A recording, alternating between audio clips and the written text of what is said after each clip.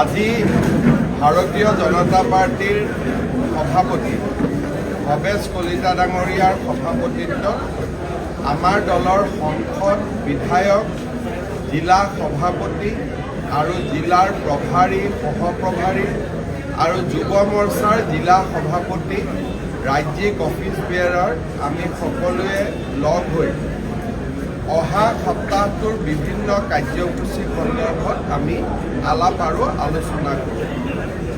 অহা সপ্তাহত আমাৰ কেইটামান দলীয় কাৰ্যসূচী ৰূপায়ণ হ'ব।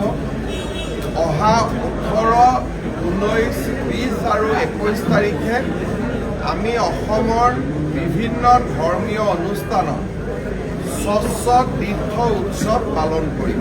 অৰ্থাৎ আমাৰ দলৰ কাৰ্যকৰ্তাসকলে 18 তাৰিখ, 19 তাৰিখ, 20 তাৰিখ, 21 তাৰিখ এই চাৰিওটা দিনত বিভিন্ন স্থানত আমি স্বচ্ছতা, বিশেষকৈ ধৰ্মীয় উপাসনাস্থলীত আমি স্বচ্ছ ভাৰত অভিযান আমি ৰূপায়ণ কৰিম।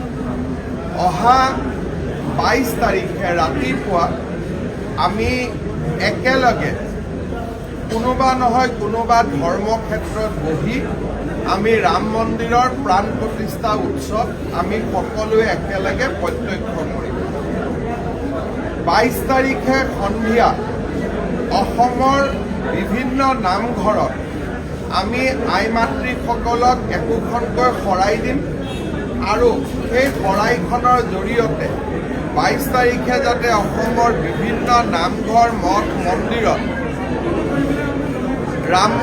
ভগৱান শ্ৰীৰামৰ প্ৰাণ প্ৰতিষ্ঠা মহোৎসৱ এফাকি নামেৰে যাতে পালন কৰে সন্ধিয়া, তাৰ বাবে আমি সকলো আয়তী মাতৃসকলক আহ্বান জনাম আৰু আমাৰ বিজেপিৰ কাৰ্যকৰ্তাসকলে একোখন শৰাইৰে আমি নামঘৰসমূহত আমি মান ধৰিম।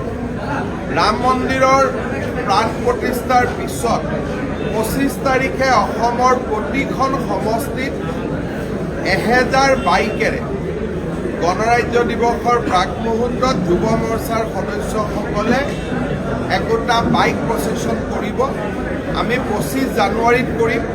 1000খনকৈ বাইক থাকিব আৰু বাইকৰ আৰোহীসকলে হেলমেট পিন্ধিব লাগিব।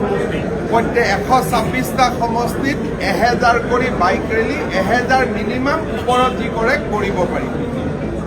আৰু ইয়াৰ উপৰিও 21 তাৰিখ আৰু 22 তাৰিখে আমি মোদীজীয়ে 22 তাৰিখে ঘৰত চাকি জ্বলাব কৈছে।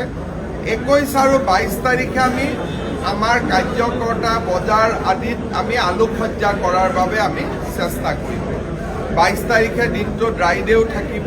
আমি এই ধৰণে প্ৰভু শ্ৰীৰামৰ প্ৰাণ প্ৰতিষ্ঠা মহোৎসৱ ভাৰতীয় জনতা পাৰ্টীৰ কাৰ্যকৰ্তাসকলে পালন কৰিব বিচাৰিছোঁ।